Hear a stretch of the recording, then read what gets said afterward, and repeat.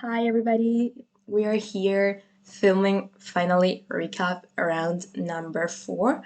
I know this is a bit late, so I'm sorry for delay, but that day I finished my round kind of late, and the very next day was just impossible for me to film for other work related tasks that I needed to finish. But we're here today and let's see the game.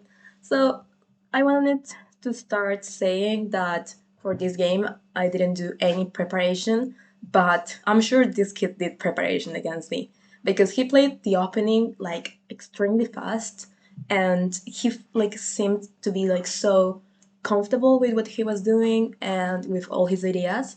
So he played this. He played this Scotch opening, and after bishop c5 he played knight b3, and I'm not very familiarized with this move, so I just decided to treat it as a normal move and play chess, which is basically what we have to do when we are facing an opening that we don't know. So bishop b6, keeping the bishop in the diagonal, maintaining some pressure on the f2 pawn. Then he moved the knight to c3, and then I moved my pawn to d6.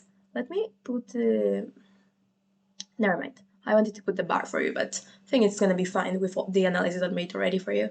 So I played d6 to just have the possibility to develop my bishop fast. Here the mindset, like the mentality I used behind was to, should I develop my knight on g8, or should I move d6 to have the possibility to develop my bishop? And the thing is that I can develop my knight on f6 anytime, but to develop my bishop I need to do an extra move. So let's keep this move already done, so my bishop is ready to move whenever he wants, and he doesn't need an extra move to be developed in the future. So I did that, and then he played queen e2, and here is when I realized that he was obviously in prep. So I just moved my knight to d6. To f6, of course, he was planning to do long castling. He played bishop b5, he played h6, and then I did my short castling. He played f3, avoiding knight g5, and kind of obligating a pair of bishops. I played bishop e6, and then I played knight e5. This wasn't very accurate, but still not bad. But here I made my first inaccuracy. I took his knight on b3 because I, of course, thought, okay, he can't take with the pawn because then I'm gonna enter on a1, and when he moves, I'm gonna take the rook, and when he takes back, I'm gonna break the center. He's pretty lost here, like not objectively lost because there is long game to play, but he's about to be forked. He's about to lose a pawn. Of course, if he takes, I'll take back with the knight, and his king is gonna be extremely exposed. I have too many lines to get into his side of the board, so this is kind of complicated for white to defend. But when I took the knight, I said, okay, if he takes with the other pawn, then it's fine because he's bringing pawns to the side of the board and not to the center. But actually, when he takes with c, he's fine. And I lost a very important bishop that could have been very beneficial for me, according to defend my own castling and to attack his castle at the same time. Remember that the flexibility of bishops, or the positivism on bishops, why do we say always to keep the pair of bishops, is because bishops in an open position, they are like looking both sides of the board. Like they are not either in king side or queen side. Even if they are on queen side, they are still looking to king side and vice versa. So I moved my queen to e7, just getting out of the line of the rook. He pushed g4. I pushed c6, which was a great move. I don't know if you want to think about the idea of c6, but it has like two ideas. The main one is to push b5 and b4, and the secondary line is to avoid the knight to d5. So then he played h4. I moved my knight to d7 because I didn't want my knight to get attacked when he pushed g5. He pushed g5, of course. Now that my knight is not attacked, I'm ready to, let's go back quickly. I'm ready to close when he push, so I can close. So keep this idea in mind, guys. Like if you are about to be, like to have a break on your pawn structure, especially in castling, and you want to be able to close it, to push, you are not going to be able to do it if when he pushes, your piece is gonna be under attack, like a minor piece or a rook or even a queen. So if you wanna be able to close, you need to move this piece away, and then you're gonna be able to close. So then he moved the bishop to e2, and here I started freaking out. I think that I saw things like that wasn't going to happen, like for example f4, and I thought that I was losing the pawn, but here I just should have played on my counterattack, like not that passive as I did. So what I should have done here was to play b5, and if he tries to get my pawn, it's gonna be fine, because then when b4, this is kind of a problem, and if he blocks, I still have b5. That's a kind of a positive thing about having double pawns. Like if you push one, then you have always one in the back that can do like the job that the initial pawn was doing before. So yeah, this was kind of something I missed. I actually didn't even realize that I could have pushed b5. That's why I didn't do this line. So I just didn't want to lose a pawn, but I wasn't losing a pawn, like if I would have done this line, of course. So as I didn't want to lose my pawn, I just played f5 here. And when I played f5, this is a huge blunder, because he can take my pawn. And when I take him, now he can push. And I have to move my knight, of course. And then he's gonna trade queens. And then it's kind of a shit. Like, this position is horrible for me. So this didn't happen, thanks God. And when I pushed f5, he played en passant. And that was amazing. That was what I wanted. Now it's perfect. Because after queen takes, I'm threatening to take on f3. And I'm threatening to move my queen to f4, forcing a queen trade. And why this is so bad for him? Because if I force to trade queens, we're gonna get into an endgame where he is positionally lost. He has 3 different pawn islands, and in these islands, he has 2 weaknesses. The pawn on f3, which is a retard pawn, and the pawn on h4, which is an isolated pawn. So he protected the pawn, and then I got a really, really comfortable position when I took with my rook on f4.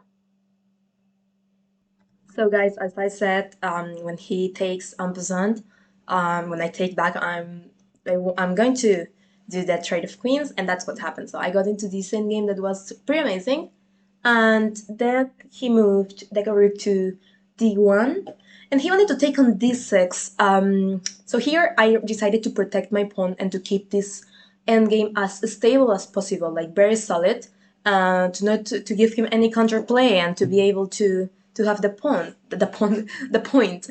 So he moved the king to d2. Very smart move, actually. Did surprise me. I didn't have it in mind before he moved it. Of course, it's an endgame, so usually you have more resources than into the middle game. If you think about it, in the middle game, when you miss something, usually you don't have like something to fix it. But in the end game, you do. So he's threatening to come with to e3 and to kind of fix out his position. But I have this move, so when he comes, I can maintain. And now he's attacking the defender on my rook. So this is something you need to be careful about. Like, if you're going to protect your piece with other piece, before moving the piece, you need to think if this piece that is defending, that now is a defender, has a role in your game, is gonna be fine, or is gonna be easy to attack. So of course here I have something prepared against rook g1, and was rook f6. And I played rook f6, and then he pushed the pawn. And I'm sure here he thought that I can't take because he pins me. Why am I pinned? Because if I move my knight, he takes my rook, and I can't take back with the pawn because I'm pinned. But the thing is that my knight has many different squares to go where he's doing something else. For example, taking the bishop and threatening the rook. Now he's forced to take, and now I'm a pawn up. So here I was already a pawn up. I brought my rook to the open file, also attacking the weakness on e4.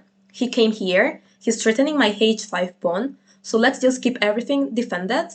He moved back. I moved my king to g7 to have the entrances controlled. Very important in endgames, like to control all the entrances, and the perfect piece to do it is your king. Your lazy king that has been like chilling the whole game now needs to wake up and work a little bit. So king d3, knight d8. My plan was to come to e6 and then to come to c5, and then I have an extra piece to attack this. And he blundered here. Why he blundered? Because now he can't stop knight e6. He needs to move the rook here, or here, or here, or here, because he can't stay here, because my pawn takes. So he can't stay protecting the pawn, and then I do this. And now is check, and 2 pieces threatening the pawn. So I'm going to have my second extra pawn. After I have my second extra pawn, he moved his knight here, trying to defend h4, and now I'm forcing him to trade, because if he doesn't trade, I'm going to take his pawn.